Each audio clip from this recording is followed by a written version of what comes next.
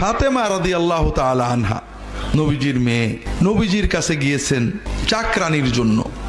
বিয়ে হয়েছে, ঘন ঘন দুটো বাচ্চা হয়ে গিয়েছে, নিজের কাজ নিজে করতে হয়, যাতা ঘুরিয়ে জব গম পিষে রুটি বানিয়ে, আবার বাংলাদেশ তো না যে টিপ মারলেই পানি বেরোয়, পানি আনতে হয় 3 কিলো দূরে এক কুয়া থেকে। খুবই কষ্ট, ছোট বাচ্চা নিয়ে খুব কষ্ট, একা একা পারেন না।